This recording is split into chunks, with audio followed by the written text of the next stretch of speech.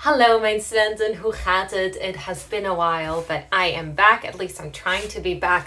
We'll see how far my determination goes this time. I have a good reason though. I moved to Spain, another country. I'm clearly not in Bali anymore. Look at the multitude of sweaters. I am not there, but I am in Spain. I moved here for a boy who broke up with me 2 weeks before the flight. And the day after I arrived, I got stuck in the Spanish floods in one of the affected areas as one of the only foreigners there.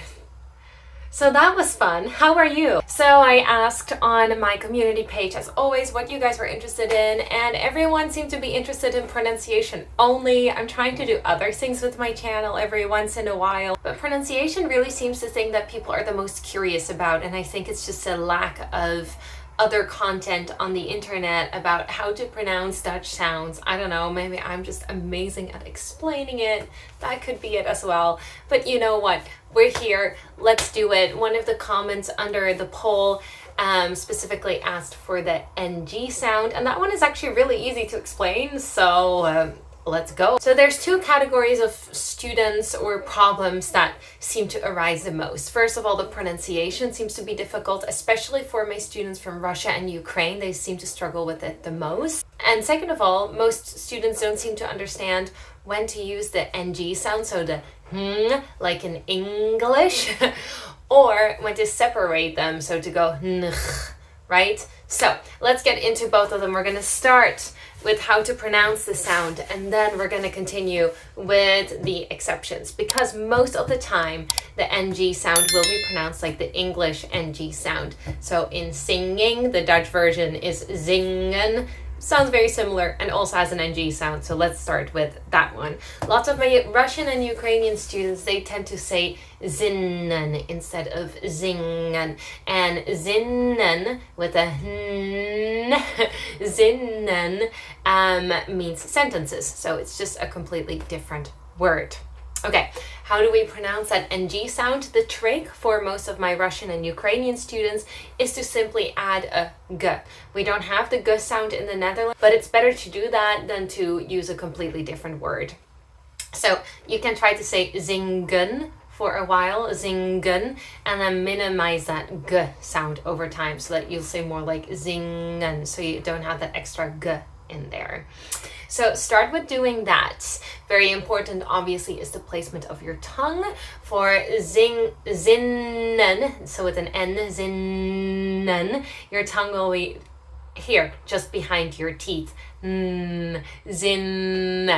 But for zingen, your tongue is not close. Zingen. Do you see? My tongue is not touching the back of my teeth. So instead, what we want to do is we want to raise the back of the tongue and sort of do like this situation. Actually, your tongue is not down that much. It's just like more like this. But you want to raise the back. So you're going to go zingen. Okay, but if that's too difficult for you, you can just say zingen for a while until it gets better. With most students, it gets better. This one is really not that complicated, I'm telling you guys.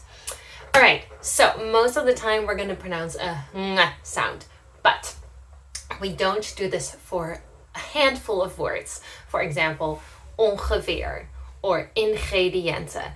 Then we don't use the ng sound and we separate them instead.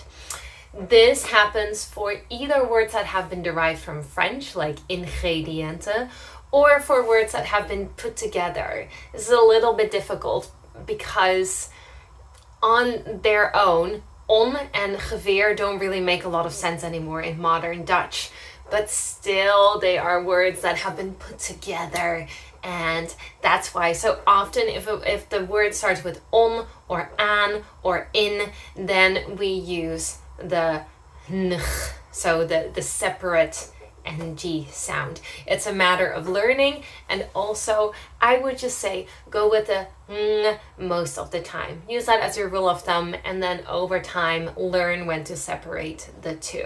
So the most important words for the exceptions are, for example, ongeveer, ingrediënten, aangeven is also one. They are probably the only ones you'll really need to remember for now. And for all the other ones, just go with the ng, or if you're still practicing, ng. So that's really it. Let's do a sentence to close it all off. De lange jongens zongen ongelooflijk goed. De lange jongens zongen ongelooflijk goed.